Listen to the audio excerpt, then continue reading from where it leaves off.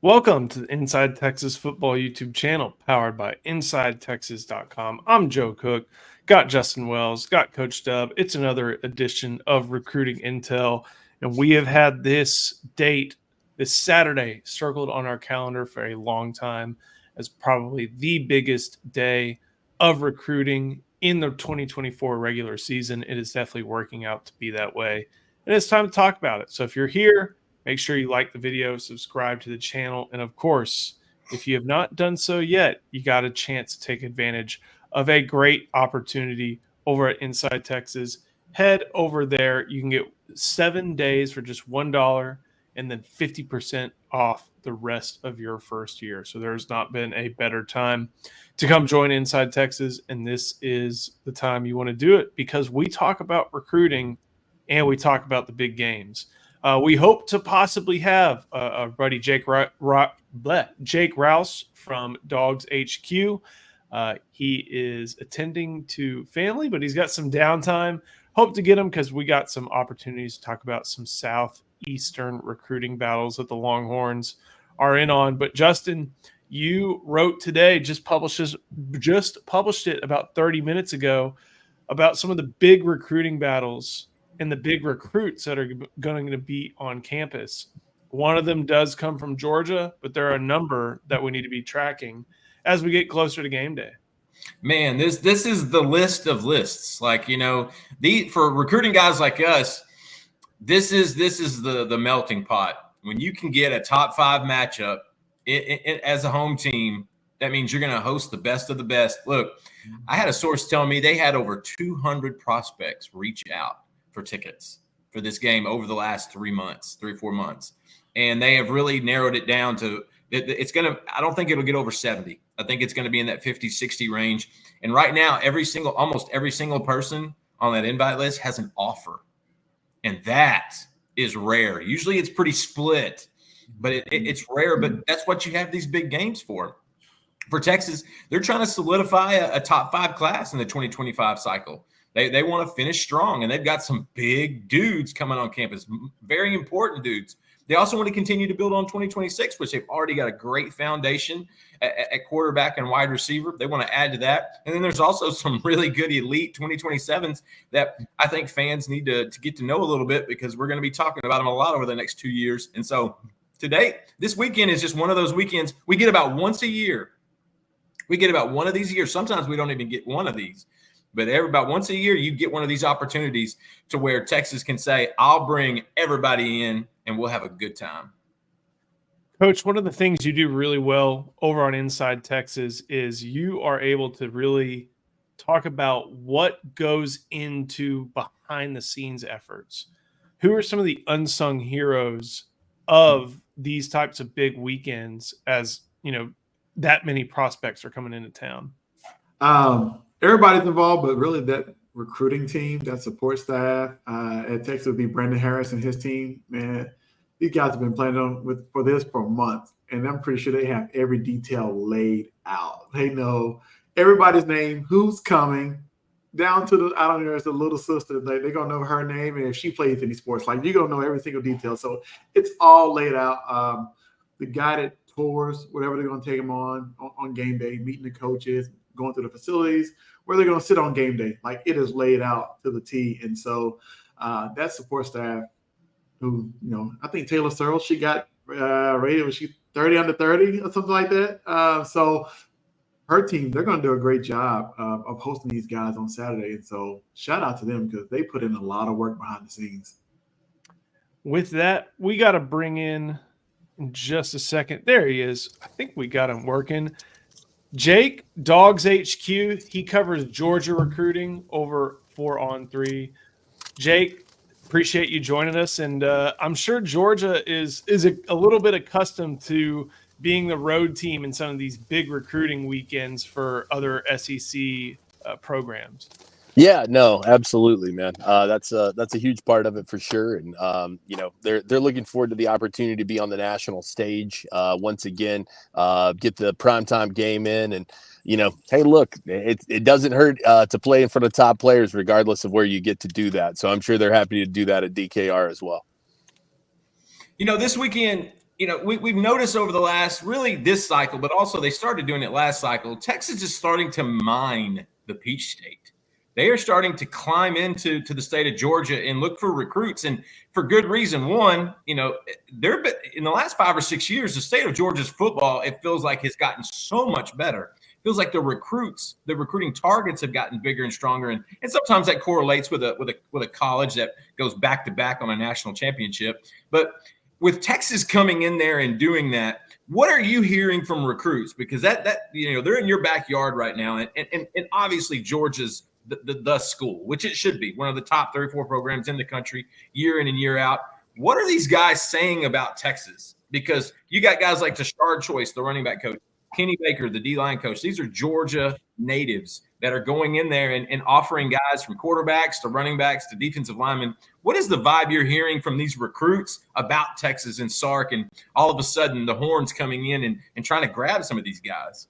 It's strong, man. I mean, there's no other way to say it. Guys recognize the brand that Texas is, the power that comes behind Texas. They recognize the legacy. The fact of the matter is, most of these guys, especially in this NIL era and what it is, they're looking at the opportunities beyond just football and beyond college football. And they know about the NFL pedigree that Texas has. For however many years Texas spent wandering outside the desert or wandering in the desert after the Mack Brown years, they were still consistently putting great players into the league. And so that's followed them the whole time. Guys recognize that about this brand. And so, they are as worthy of an opponent as anybody could face on the recruiting trail. And kids know that, man. There's so much to sell. Austin's a great city, and I think now it's a really compelling sell that they're in the SEC. So you're going to have an opportunity to get back into their home state footprint in a lot of cases. So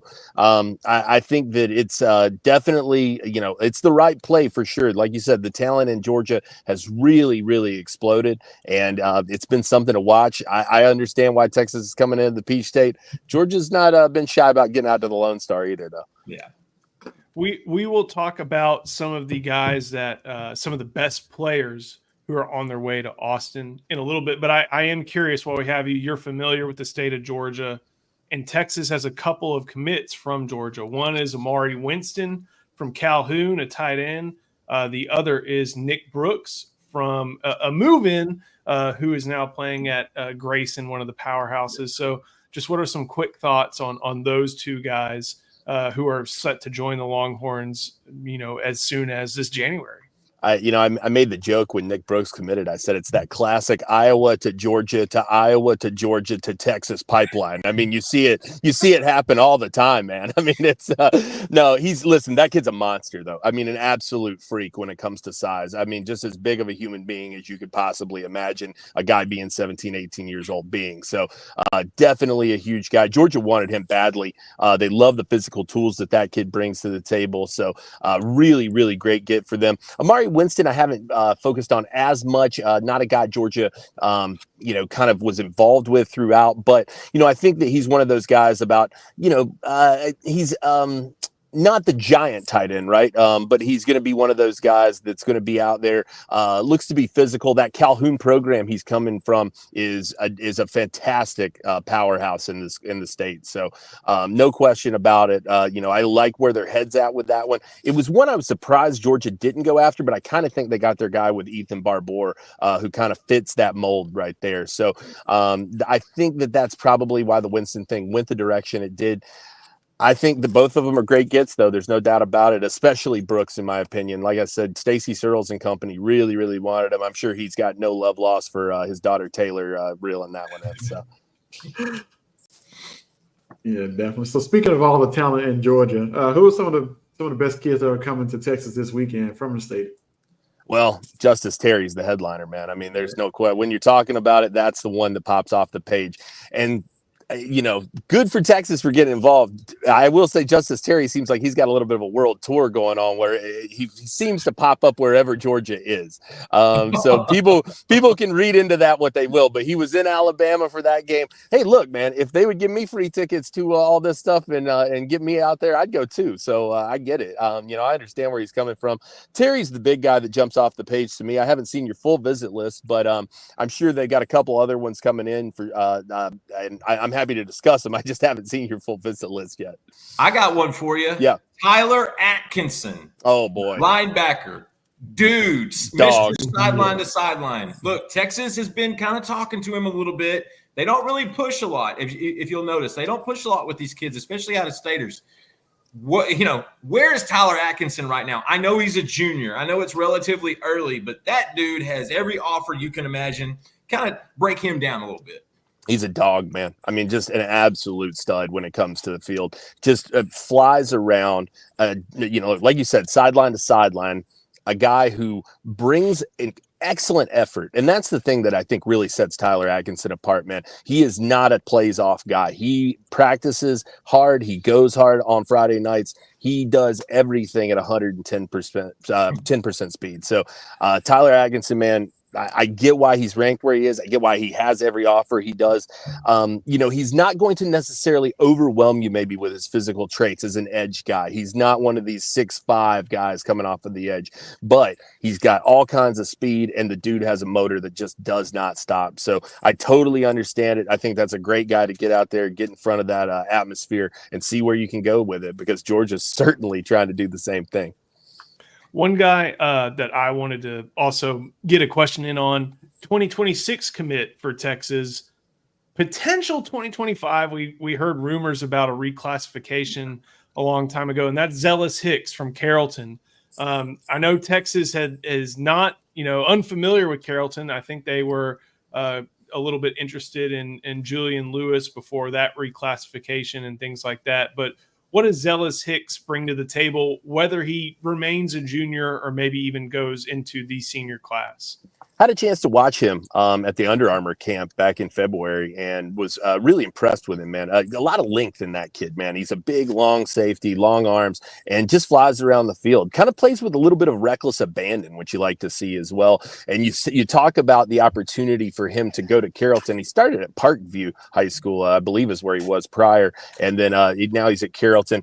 That's a step up in terms of what you're going to see competition-wise day in and day out. Carrollton's, again, a powerhouse program in this state, one of the best in the country, no question about it, and loaded with talent. He's going against top wide receivers every single day in practice and on Friday nights. So Zealous Hicks is a guy that I really like personally. I think that he's got some violence to his game, and I think that that's a really, really good pickup for Texas. A guy that I was a little surprised that things with Georgia weren't quite as active with, and I never really got the vibe on why that was, but it seemed like both parties just it was meh the whole kind of time. So but I like him a lot. I think that he's a guy. I wonder if reclass is the best, but I feel that about everybody. So it's not necessarily just a him thing when it comes to that. But I like I said, again, a good pickup for Texas with Zealous Hicks. Jake, I'm going to put you on the spot a little bit. All right. You got 3 defensive linemen in that state that are headed to Austin this weekend. And I want you to give me, I'm not going to hold you to it. Well, not entirely. All right. I need to know where these 3 kids are going to end up. Okay. We're going to go Kevin Wynn, Joseph Mbachu, and Walter Mathis Jr. Go. Ooh, all right. So I'm going to say Kevin Wynn. Right now, that FSU thing has felt shaky for a minute. Georgia has really been in there pushing. It sounds like yeah. Oh, Georgia loves that kid, and they've really been interested in it. But it feels like a lot of what we're hearing right now is a lot of USC buzz around Kevin Wynn.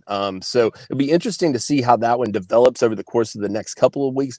I think that right now, if I had to pick, I guess based on what we're seeing, USC might be that spot. But again, look, FSU, when they get kind of the screws put to them, they seem to step up in a big way as well. So I'm not writing them off. And like I said, Georgia's going to stay in that thing till the end. Then you've got Mbachu. I think, again, that's another one that Georgia, I would probably circle Georgia, but with a I think pencil. so. Yeah, I would circle that one with a pencil right now. Look, Florida knows what he means to their class, and they really need that kid. He is raw as a row of wild garlic, brother. I mean, he is just absolutely a different cat when it comes to that. But he's got all the physical tools and all the upside in the world. So I think Mbachu, I would pencil in Georgia tentatively, but very, very tentatively for him. And then Walter Mathis that's an interesting one, man, that I haven't really had much of a pulse on throughout. Georgia came in with an offer, but it just never seemed to kind of get off of the ground with him. I believe LSU has mostly been the one that I've seen mentioned with him. Yeah, And he's committed to LSU right now. Well, so there you go. So I think that I haven't heard anything, at least on my end. Like I said, he's not a guy that I frequent the circle on. So I would probably still stick with the Tigers because I haven't heard anything to that end. But like I said, he's one. I guess it's probably best to just say I don't know on that one. I say that often. Yeah. Nothing wrong with admitting you don't know something, And since we focus on the state of Georgia here, what about 2026 running back Mari Lattimore out of Sandy Creek High School? Just talk about his recruitment and his ability and what your thoughts are. Yeah, no, Lattimore's a kid I really like, man, and really has gained some early buzz. Sandy Creek was one of those programs for a long time that was a real huge player in the state of Georgia, and seems like they're kind of climbing back into that now. So Lattimore, another one of those guys early on, has tons of offers.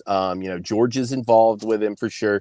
I think that, I haven't gotten the sense that is the heavy lean, though, right now is Georgia. It seems like one of those that's pretty wide open at this stage of the game. So Lattimore, one of those guys, man, hits the ground running, runs hard. I like how he's built. It's early on in that one, so I'd hesitate to offer a prediction, but I do think that he's a guy for each school to kind of keep their eyes on because of that. I think that it's as wide open as it is, and that feels pretty good for a lot of teams. One of the questions I had, and I know you got some family stuff you're paying attention to, so we'll probably let you go after this. But the entire SEC, especially kind of in that Alabama, Georgia footprint, whether it's Auburn, Alabama, Georgia, there are no state lines. You can't treat anything like their state lines exist. You talk about hours, not states. But at the same time, you have Delta flights from Atlanta to Austin exist. I would know my father-in-law is a Delta pilot, and he makes that trip pretty often. So to that extent, even though Austin's pretty far from Georgia, some of the other southeastern parts of the country, how have guys like Steve Sarkisian, Kenny Baker, Tashard Choice, and some of the rest of the members of that staff really tried to make inroads in that part of the country, considering the talent that comes from there on a yearly basis? I really don't think it's all that hard, man. I think that Texas is one of those schools that sells itself very, very well. And it was doing that easily prior to the SEC move, right? So you add that factor in, that's going to be huge. And then, hey, now you're ranked number 1 in the nation. I mean, you're talking about being at the top of the mountain. Guys want to play for winners. They want to play for somewhere that's going to expand the brand. They want to be on TV. Texas offers all of that, man. Steve Sarkisian is as well established of an offensive mind as there is in this game right now. So I definitely understand what he has to sell, and kids recognize that name as well. He has been involved throughout. It's not one of these Johnny-come-lately guys who pops up out of nowhere, a young hotshot. These kids grew up watching Steve Sarkisian offenses, man. I mean, they watched him develop wide receivers and quarterbacks. So it's not hard for Texas to sell that, man. The vision is clear. They put the ball in the air. They've got incredible quarterback play this year and in the future. It's all kind of coming together for them. So I definitely think that the Longhorns are in this thing for the long term, man. They're going to be a formidable opponent. Georgia's going to do everything they can to knock them off this weekend and on the recruiting trail, that's for sure. But Texas is a worthy opponent, as there is. Jake, thank you so much for joining. We appreciate it. Looking forward to seeing Palmer and all the guys in Austin. I heard about the RV stuff. So Yeah. I can't wait to I know. see the It fell operation through. and It fell through. We didn't get to do it. I'm so bummed that we didn't get oh to pull it man. off. It's probably for the best. I would have probably needed a liver transplant had we been able to do the RV trip. So I'm kind of glad it didn't work out from that perspective. But no, Jake and Palmer are headed out on Thursday. So hit them up with some recommendations. I hope some people in the comments will pop in and give them some too. So let them know where they need to be eating, where they need to be hanging out, having drinks, because I know Austin's got plenty of both to offer, and looking forward to seeing how this one goes, guys. We got an absolute slobber knocker coming on Saturday night, I think. Hey, in the same way, I'm looking forward to next year in Athens too. Oh, Oh. now we'll get y'all hooked up for that one. Don't worry about that. We got you covered on coming to Athens. I promise you that. Man, I can't wait. Jake, thank you so Thank much. Appreciate it. And we will always make sure to send people over to Dogs HQ for Yes. anything they are looking for as far as Georgia Bulldogs content. You and Palmer, Rusty, Jake, Jeremy, All all of those them. guys, they do a great job. So, Jake, appreciate it. Good luck today. Hey, thank you guys very much, man. Appreciate y'all having me. Hope to do it again soon, man. Yes, Good luck, sir. soon to be uncle. I am currently an uncle. We just Oh! we got it. We got this thing nailed. So I'm headed back over there. I had to come get her a Publix sub to she wanted a sandwich after she had the baby. I ran and got it. So now we're taking it back over. I'll go meet the baby. So That's how you know you're from the Southeast. hey, thanks again, guys. I appreciate it. Thank you, Take brother. care. Oh man, that was a lot of fun. We haven't had one like that in a long time. Dude brought the energy, kind of like I bring the energy, except he was better because he was coherent. Oh, you're coherent too. Come on, don't sell yourself short on that front. We will get to some questions. We got to Hope laugh at y'all- each other. Hey, I hope y'all appreciated that interview discussion with Jake Rouse of Dogs HQ. If you want to go to Dogs HQ, you can join Inside Texas. If you join Inside Texas, you get to read other boards in the On3 network. You get 50% off your first year after paying just $1 for 7 days. We know you're going to find that dollar to be well spent. So make sure you head to Inside Texas. And before we keep going with the rest of recruiting intel, got to give some love to our sponsor, and that is Game Time. Fellas, if there was a weekend for the Game Time app or gametime.co, this is what you're looking for. Yes. There is so much happening in Austin. Our focus is in one place. I don't watch Drive to Survive. I don't watch F1. My friends do. But I know friends who are trying to make the double. They're going to go from DKR to waking up early to watching the cars go vroom vroom to watching Eminem. And more power to them. And I hope that if they went and wanted to get those tickets, they went to Game Time. You can find tickets for anything in Austin or anything around the country, whether it is LCS baseball. I know we got some fans in New York City. Whether you are a professional football fan, because I know we got fans in Southeast Texas and around the country. If you want the best prices for tickets, this is where you need to go. And if you look on the Game Time app, you will get the all-in price that includes anything that you will be paying once you press purchase. And you will also figure out how your view is. And there is a lot of tickets. There are a lot of tickets on Game Time at some pretty good prices. The best prices right now, you can see where they are at. There are some on the 50-yard line as well. So if you're looking for LCS, F1, Texas versus Georgia, Texas versus Vanderbilt, SEC championship tickets, NFL tickets, World Series, head to Game Time, gametime.co, or, use the Game Time app. If you use the promo code ON3, you can redeem the code and get $20 off your first purchase. Who knows how much it'll help for Texas versus Georgia or the F1 race, but it will help. You can get $20 off if you use the promo code ON3. Terms apply. So whether it's Darrell K. Royal, Texas Memorial Stadium, the Circuit of the Americas, Q2 Stadium, and I think that season's about to end, Mercedes-Benz Stadium, or if you are a masochist, AT&T Stadium, head to Game Time, use the Game Time app, go to gametime.co, and use the promo code ON3. Gentlemen, let's talk a little bit about some of the guys that are coming into town. And Justin, I know you saw a couple of these guys, but Charlie, I know you're really familiar with them. You saw this, you made the comment, Texas, we want Jamarian Vincent and Jamarian Collerton. What about Jason Bradford? You got Conley, you got Temple, or maybe I have that out of order. There are a lot. There are the Central Texas Jamarians are two to track. But what do you think of all three of these guys? All of them are underclassmen, I think, in the 2026. They're all 2026. Yeah, 26 kids.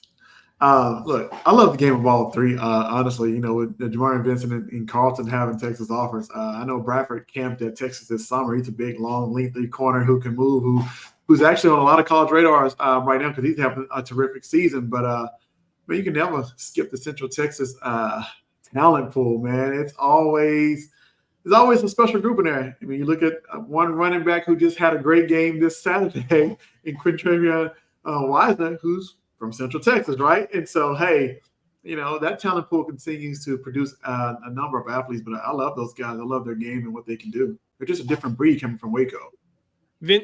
Justin, what you just talked to Vincent, what's some of the latest with him? Yeah, he's a priority target for Texas right now. They've got a handful of corners that they really, really want, and Jamarian's one of them. I went and caught up with him. God, he keeps getting bigger. I'm curious if he's going to grow out of that position, guys. He's about almost 6'3" right now. I think they said his dad was either 6'4" or 6'5", and there's a chance he can still grow. And so he's already kind of in that prototypical NFL corner size. He's getting bigger, getting stronger. And look, he's got a handful of offers, but it's Texas and everybody else in that recruitment right now. And a lot of it is Trey Wisener and Jelani McDonald and Kobe Black, especially Jelani and Kobe. He's really close to those two guys. They talk on a regular basis. They have wonderful things to say. They love that experience. And the fact that he could play at potentially the biggest program in the country an hour from his house, I know resonates really well with his family. And so Jamarian in Texas makes a lot of sense. And there's a reason to go to Conley. Every year, there's somebody there that can ball. There's somebody there that can do it. Give Terry Garrick a ton of credit. Quentin Snell, Justin Cepeda, great staff over there at Conley. And so Vincent's good. I reached out to Carlton earlier to see what his status was for this weekend. Coach, I didn't know if you had already or not. I can't even remember if he's on the list or not, but I felt like he should be. And should be. And Bradford's in offer mode right now. They're evaluating him. They're going to take their time with him. They have a handful of other corners that are higher up on the board, but Jason Bradford is still on there, and they're still talking to him. I'm trying to see if my guy from Temple is still there. But Charlie, you talked about Carlton as, this is looking way ahead, and it's a lot of projection. But at the same time, Carlton is a player who you view as probably being ready for snaps at some at some form when he arrives on any college campus, just because of the tools he already brings to the table. Yeah, man, he brings a lot of different unique qualities playing defensive end. He's a guy who you're going to add weight to. He's going to graduate early, so you get a chance to go through an off-season program at the college, and so before the fall. And I think it'll help him much like it helped out Colin Simmons. Like, this is a rare athletic specimen of defensive end. I remind you of Taquan Graham. He may be maybe to coincide coming out of high school by the time he graduates. You never know. He's a kid who can add weight and bulk to him. So I think mentally he'll be able to play right away, but physically just getting his body there, see how big he's going to get when he gets to college. But this is a guy that brings a lot of tools to his game, and he's continued to add on to that. So I think, and he has a great head coach now who's coached at the college level, knows what it looks like. I think, Justin, you know him very well. And so he's getting prepared mentally, man, for the next level. He's going to be ready. Well, one of the things I remember about Taquan Graham, because I made that trip to Temple a lot. Heck, I may have crossed paths with you when you were there. If you were there, he was playing out of his college position, and at least for his body size, like he was playing that like 4-eye spot. And I know he eventually grew into a 3 technique that took time. People kind of thought he would end up being maybe someone who could thrive at 5 technique, and he bounced back and forth. But I like that players like Carlton at Temple, they are willing to play for that program and do what's right for that program. and still understand that it may not be perfect for their future, but at the same time, that expands their skill set. Taquan Graham is playing in the NFL right now just because he was able to do a lot of different things in college, in high school, and I think that did him a lot of good. If if Carlton morphs over that spring like Taquan did, and Charlie knows exactly what I'm talking about. We're looking at a kid that was, 220 pounds, 225. He comes back at 262 at the blink of an eye, and he looked different, and he played different. Oh, such a good kid, too. Such a good program guy. Definitely is. One of the funniest recruiting stories that I've heard, and it's an I've heard type thing. Taquan got so mad that someone reported he was taking a visit to like Oklahoma. That he canceled his visit to TCU. Yeah, I remember that. Yeah, I definitely remember that. Never ever a dull day in recruiting. Just going through some of the list, and you need to head to Inside Texas. We got the 7 days for $1 promo that'll get you through Tuesday. So if you sign up today, you'll be able to get some recruit reaction after the game. Who are some of the favorite players, whether they be commits, whether they be targets, some of the favorite players who are coming in to town this week, Justin? Oh man, you said favorite players. Your favorite guys. You got okay. Y'all better buckle up and just strap in for this one. My favorite players, because everybody's my dude, everybody's my guy. But really, Lance Jackson. Now there's a chance he might pop up at his brother's game because he really does enjoy watching his brother play. But I'd be shocked if he wasn't in Austin, and he's definitely one of my favorites. He's going to be there as a commit, a non-commit. Javian Osborne. I mean, you cannot host that kid enough. You just can't. And they took it on the chin last week to Longview team that I thought was down. And Javian, he had a great game. It was just a tough loss. And that's a kid that Michigan, Texas A&M, LSU, there are a lot of schools that are coming after him. So him getting on campus, I love watching his huddle. If you just like to watch fun tape for 2 minutes, turn on Javian Osborne because he is – man, I'm trying to find a good comp on him because he's fantastic. Riley Pettijohn, I'm going to take Charlie's. That was his guy, and I'm taking it because he's still one of my favorite linebackers, one of my favorite prospects in the country. I don't care he's committed to Ohio State. The dude tracks and smacks. He is incredible. And I love that Texas is getting him back on campus. I think that's huge. And I'll give you one more. Xavier Crowell. He is a 2027 running back that y'all need to start to know about because he is going to be he's already on everyone's big board. If he's not, he will be soon. Texas absolutely loves that guy. And you guys know when Tashard Choice zeroes in on a guy, he usually gets his guy. Those are some of my favorites. I didn't mean to take Pettijohn from you, Charlie, but then again, I did because I love that kid. I want to hear yours. I will give Charlie a second to think of a new one. But I'm going to go ahead and say Brady Edmonds, 2027 quarterback. It is never too early to start thinking about quarterbacks. I know they have a few offers out. That kind of reminds me to get in touch with him as well. You've got KJ Lacey. He's in the boat. He'll be there this week, right? You've got Diabell. He should be there this week, right? Yeah. And then you're looking for the next, and it is getting that early, or not even getting that early, getting to that point in time for programs to start looking at quarterbacks. So go ahead and give me Brady Edmonds as my underrated. I mean, I know Justice Terry's coming in town. Like, of course he's going to be up there, but I'm going to say Brady Edmonds for my selection. I know, Charlie, I know one that's about to be said. I'm ready for it too. Come on. Well, I'm gonna give it to you, but I'm gonna pick two because these two may face each other later on. And I got to see one this past Friday in KJ Ford from Duncanville.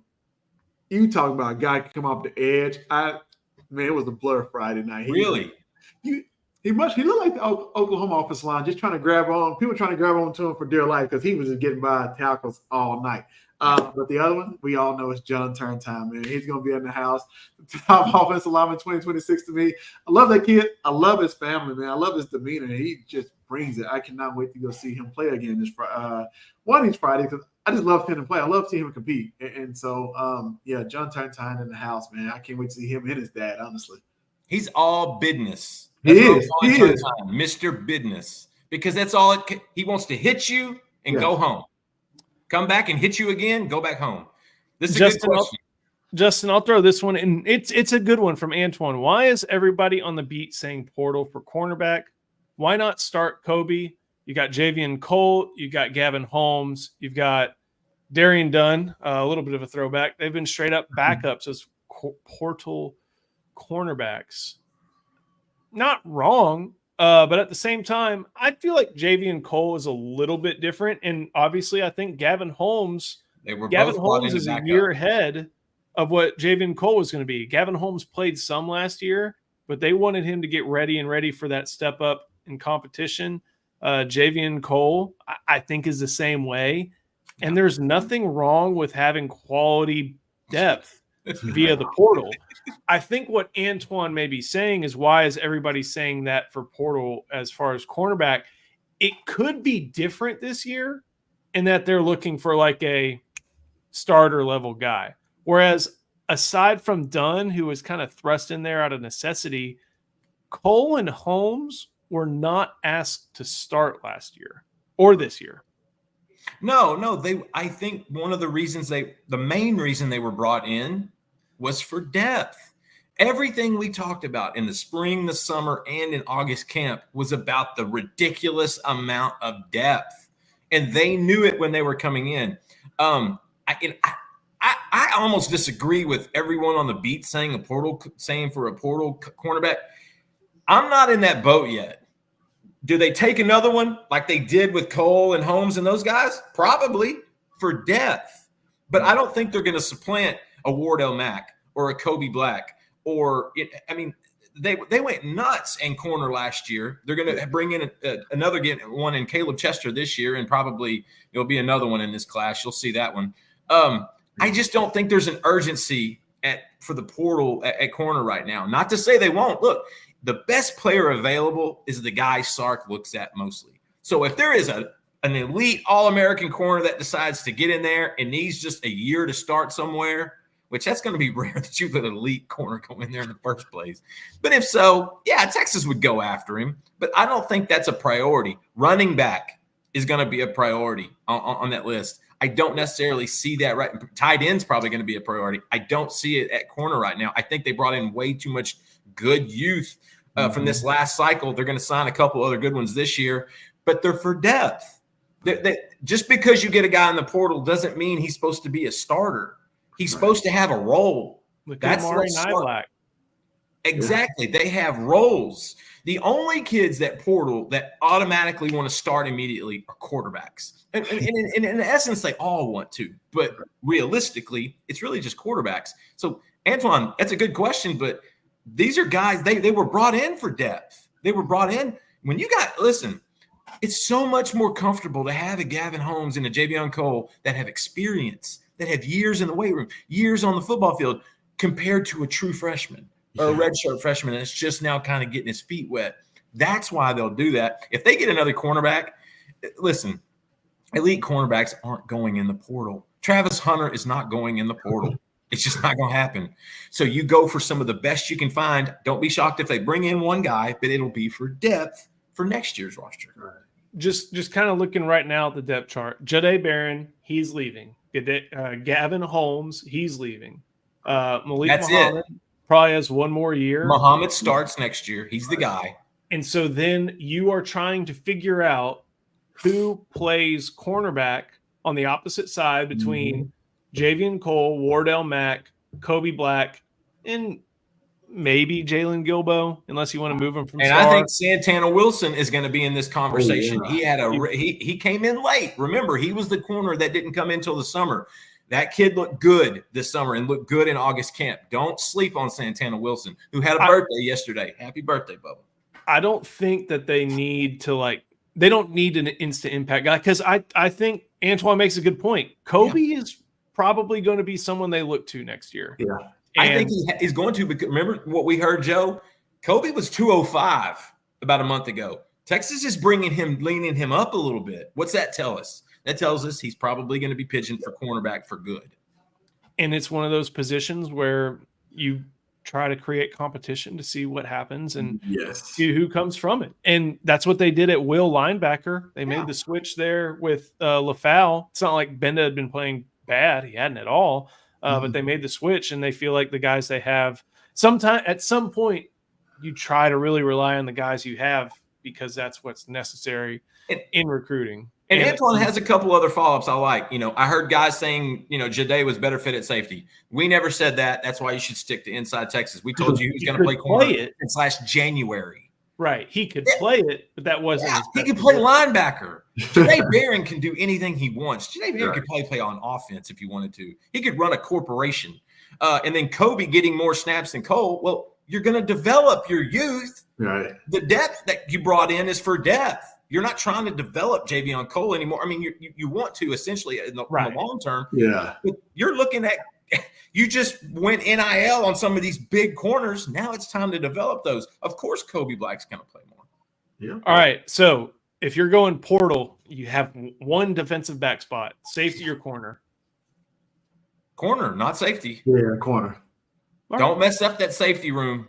Derek Williams will be back healthy, full steam. Xavier Fulsane will be there. Jelani McDonald's going to have a year under his belt. Michael the Monster Taft, Mookie is going nowhere. He still has another year. And don't forget, there's a kid in Galveston Ball that's probably going to play as a true freshman in Jonah Williams. Don't touch safety room. It is already sexy. Grab you some depth at corner and develop those stud 4 stars that you signed last year. Charlie, this I feel like it's a good one for you. I try to look through the rankings as far as wide receiver goes, but in this 2026 class, who's the best 2026 wideout that Texas is in with? Oh man, that's a tough one. You can go a lot of. Look, they've offered one. They got one committed. You can go Mike Brown, 2026 kid. He's good.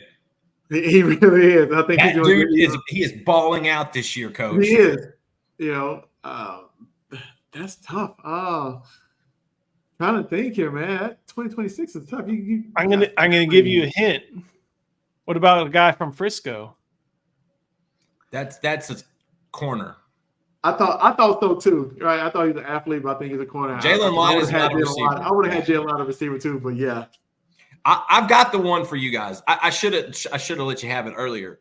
The best target right now that Texas is in with, it's not even close. It's Chris Henry Jr., the wide receiver out of Mater Dei. Him and Sark talk on a regular basis. Don't forget, where did Chris Jackson go to high school? Mater Dei. Yeah. And he's already had good relationships. That pipeline got open last year, and there's been a handful of those guys coming over to Austin. Listen, you're going to now he's committed to Ohio State.